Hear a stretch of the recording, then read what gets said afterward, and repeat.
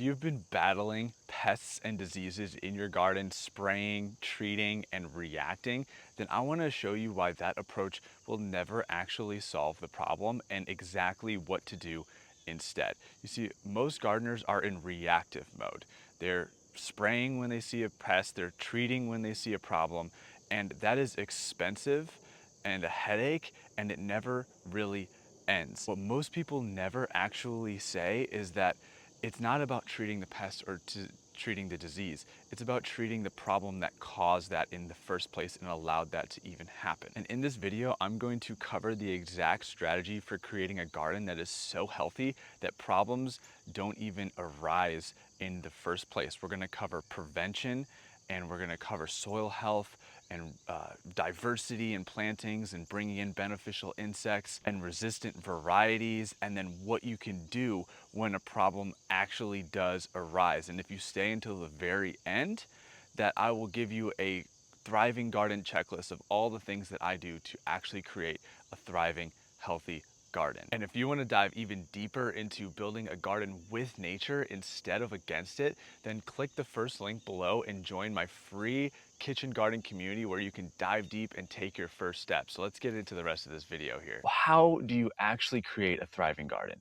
The pests have natural predators, including us, right? While diseases need more of a preventative approach, and how we can focus on just creating the healthiest possible system in the garden and stay ahead of it. So let's talk about prevention over reaction. So preventing the actual pest and disease outbreaks in your garden is really the overall best approach and strategy that you can take with this. So a healthy garden does not need rescuing. The goal is building conditions where problems rarely take hold rather than consistently treating problems after they arrive. So most pest and disease outbreaks are symptoms of an underlying imbalance. So there'll be stressed plants, and stressed plants that are living in depleted soil with a lack of diversity or poor airflow, that creates the environment for pests and diseases to really thrive. So reactive gardening, like spraying when you see a problem, is expensive and it's labor intensive and it treats the symptoms. Preventative gardening is really the essence of this whole video, is building resilience into the system and addressing the causes. Of course, we're going to talk about like what happens when you do have a pest and disease outbreak. I get those in my garden all the time, right? Like squash vine borers killed some of my squash this year. Mexican bean beetles killed some of my beans this year. It happens to everyone. So the first thing is to normalize this, right? Like you can have a pest and disease in your garden and not freak out. Like it's a shift in how you're approaching this.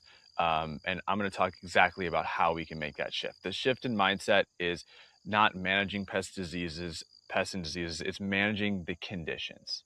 So one of the most crucial things, and we're just going to start with this, is that healthy soil is a healthy garden. So plants that are growing in living, well-fed soil are genuinely more resistant to pests and disease pressure. So this is actual plant biology, right? This is studied factual information that stressed, nutrient-deficient plants produce stress signals in their sap that attract pests, and plants produce different chemicals that are going to deter them that are really strong. They're not going to attract flea beetles. They're not going to attract these things when they have a healthy, robust plant life, plant body, right? So everything in the create module so far, and also the soil fertility systems, like how to compost, how to have minimal disturbance, living soil, what is the soil fertility systems, that is really your primary garden health strategy. So the single most effective thing that you can do for your garden is feed your soil consistently through life-giving inputs, keeping your soil covered, minimizing disturbance, and planting diversely. And you're going to still, like I said, deal with pests no matter what you do. It's just a natural part of the garden. You have to think of like that is part of the balance. In order for these beneficial insects to thrive and survive, there has to be prey, right? And there's prey in the ecosystem. The major thing is you're trying to not have these like major infestations and things get way out of whack. Also, that can happen too, and I'm going to explain exactly how you can deal with that. So embrace the fluctuations and the give and take of the garden as you're getting things more established here. Focusing on soil health is crucial. Like that, if there's anything that you take away from this video, definitely focus on healthy soil, being a healthy garden. And on top of that, we're going to want to attract and support beneficial insects. So a diverse garden with multiple species of layers of plant families creates a system where no single problem can take over. So you're going to be focusing on interplanting and polyculture. That's why diversity is so crucial in the garden. It's not just about productivity, it's about a healthy garden strategy. The more diverse your garden, the more resilient it is to a single threat and balanced it is. So the garden already has allies doing pest control for free. And understanding who these beneficial insects are is really important. Like start with the ladybugs and the lacewings and the parasitic wasps and the hoverflies and the ground beetles and the spiders. They all prey on common garden pests. So support these populations. It's the most effective long-term strategy and will beat any spray any time. So how to attract these beneficials is grow flowering plants through the season, and some particularly successful ones are umbellifers. So like dill and fennel and carrot flowers, these big umbrella-like flowers that are awesome for beneficials. And you can also leave some wild edges, right? You can avoid spraying any broad spectrum pesticides, even organic ones, until you absolutely have to. And we'll talk about when you need to do that, because those kill beneficials too. And provide habitat. So undisturbed ground, like small brush piles, insect hotels, all those things are fantastic for beneficial insects. Yeah, a garden with thriving beneficial insect populations will largely manage its own pest pressure. So having those diverse beneficial plantings with soil health is one of the key components to working those things together. And some beneficial insect magnets, like some plants that you can focus on that encourage beneficial insects, are annuals. So in the annual realm, we're looking at borage, calendula, cosmos, dill, marigolds, nasturtium, phacelia, sunflowers, zinnias. These are all amazing annual flowers and flowering plants that you can use to attract beneficial insects. And then you have biannuals like bulb fennel. Carrot will fruit or flower on its second year. Foxglove, let some leeks go and flower. Parsley, parsnip, you can let all these flower on their second year. Amazing beneficial insect magnets. And then you have the perennials, which are probably like the biggest bang for your buck in your garden around your edges. These are plants like angelica, bee balm, catnip, chives, echinacea, herb fennel, mint, oxeye daisy, verbena, yarrow. These are amazing perennials that are going to attract beneficial insects. So, below this video, I have a list of all of those plants. You can pick a few of them and incorporate them into your garden to start bringing in more beneficial insects around your space.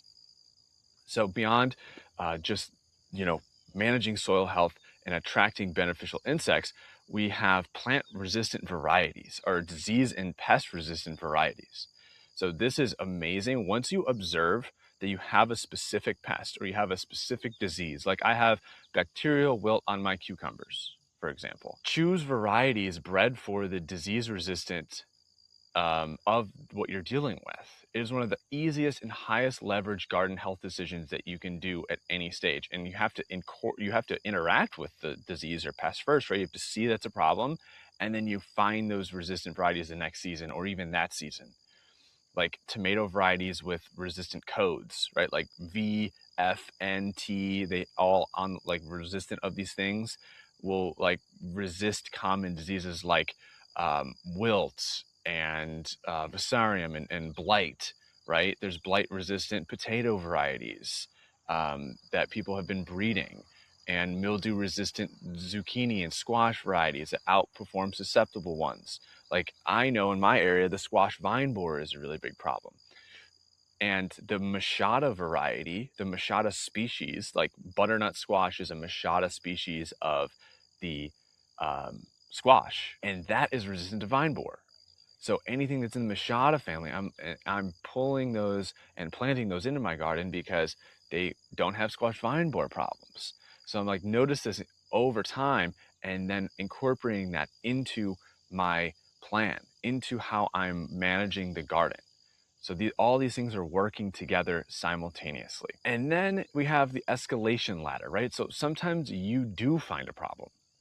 And when you do have a problem, you always start with the least invasive response and escalate when that's not working, right? So the first level of this is physical removal, like hand picking pests or squishing bugs or removing effective leaves, cutting out diseased material, effective for many of the common problems if you catch this early. I think a key thing, and we're going to talk about this later in the Thriving Garden checklist, is catching this early stage. Like that can stop most of your problems, right? But if you have to go to level 2, then you have physical barriers, right? This is like row cover and copper tape and collars around brassica stems and like netting.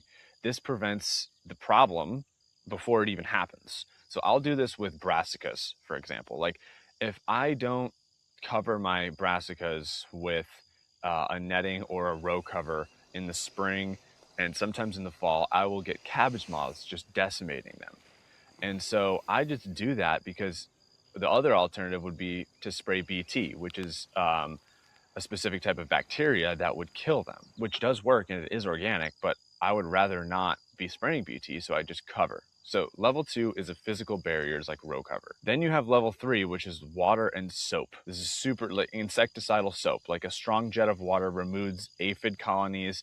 Insecticidal soap will kill soft body insects without harming beneficials significantly. So that is the next level up. And insecticidal soap is a really easy way to do that. Take 1 tablespoon of Castile soap, like Dr. Bronner's or any type of Castile soap, and you can put that into a quart of water in a spray bottle, and boom, you have a spray insecticidal soap that you can use for a natural pest control. Another thing that you can do is blend up garlic in water, and even garlic and chilies, like hot pepper chilies and garlic, and blend that up. That is known to reduce pest pressure significantly by just keeping bugs off in the first place. And that will also deter other animals as well. You've gone through all those levels. Say you still have a severe infestation, you can't manage what is happening.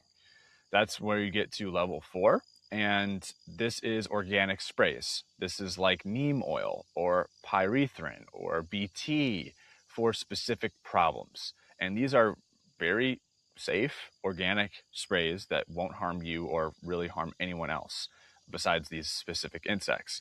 You do want to use this targeted and sparingly, even with organic options, because it can harm some beneficial insects. So you just want to be mindful of that. But this is an option when you get a major infestation, when you have some serious problems here. And again, like specifically in terms of specific pests and diseases, I cover all of that in the community, in the course. So you can go into the specific pest and disease parts of the program, right? In those lessons, those will give you specific strategies for each pest and disease that you can possibly have to deal with. And if you're not in the coursing community, join, click that first link below, and you can get access to specific pest and disease strategies that will help you with each specific pest and crop. So join the Radical Gardening community. I will see you in there. And now let's talk about crop rotation. Crop rotation is a practice that, so generally what it is you're moving crops by family throughout your garden beds. And so the same crop that's just so the same crop families aren't growing in the same place. So the idea is what this limits pest and disease pressure specific to the plant family.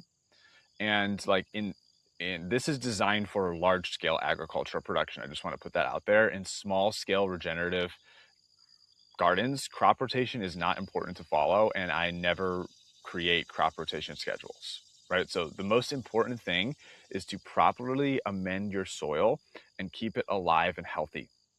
You can grow the same crop in the same place year after year after year. I've done this from my own experience, and also have seen and documented many other gardeners doing this as well. Charles Downing is a great person to look at. He grows no dig in the same place. He's grown potatoes and tomatoes in the same place for 10 years. Had no problems whatsoever. The main consideration is that if you do have a soil-borne disease or pest outbreak, you can move that specific crop to another place if you're in your garden if possible, right? Like, I'm not saying like don't ever do crop rotation. Like, if you have a specific problem, sure, move your brassicas. If you have a problem, move your crop family. But generally, improving soil health, adding compost, adding these fertility systems, you're not going to have to deal with crop rotation, and it doesn't really typically make sense on a super small scale anyway. So to wrap this up, to bring us all together, let's talk about the key actions, and that is the Thriving Garden Checklist. You do these things, and you are going to have major success in managing pests and diseases and having a thriving, healthy garden. One of the most important things that we have yet to mention, number one on the Thriving Garden Checklist, is walk regularly and look closely. Look at your plants. Go out there every day if you can. Build a habit into being in your garden for a few minutes even, and look and observe what's happening. That's how you catch stuff before it becomes a real big problem. Walk and look closely, right? Observe, and then actively improve soil health and improving microbiology, using microbial and nutritional amendments, is going to improve the health of your plants, improve the health of your soil, and you'll have less pests and diseases overall. Mix in annual herbs and flowers into vegetable plantings, so plant diversely. Also, allow some vegetable crops to flower. So let some stuff flower and become food for beneficial insects. It's not all about 100% productivity in this sense. Number 5 on this list, grow staple crops in more than one location. So break up your plantings, plant diversely, right? And this goes into polyculture and companion planting. But like, if you have a big block of potatoes, put them in 2 different areas in your garden. If you have brassicas, put them in 2 different beds. And that allows the pests and diseases not to just wipe out an entire area. You have different staggered areas protecting your crops. Let perennial herbs flower. Plant perennials in your garden. Succession plant. This is really important. So if I have a specific pest and disease problem, there's a life cycle on these pests and diseases, right? So you have a big boom and bust season of all the squash vine borers or all the cabbage moths or all the squash bugs. They have a life cycle. And so when you're succession planting, you can plant early, try to miss that and catch them before they're really thriving, or you plant in the middle and plant later, and that way you're having staggered plantings. Like, I'll plant 3 or 4 successions of zucchinis in different beds, and the first ones will get annihilated by vine borers and the last ones will be okay. So plant successions. That's really key. And then allow a patch of nettles or grasses to grow somewhere in your yard, away from your garden, to become wild food for beneficials. Create that habitat. Yeah, that's everything we got for this video. Again, if you really want to take this to the next level, if you want to just go beyond just watching videos, click that link below this video and join the free Radical Gardening community, where you can really dive deep with community, take a free course, dive in, and just really get growing and have success with this in a step-by-step process. And if you want even more, if you want to stay here, check out this video on how I created a kitchen garden in 4 months that feeds a family of 4, and I will see you there.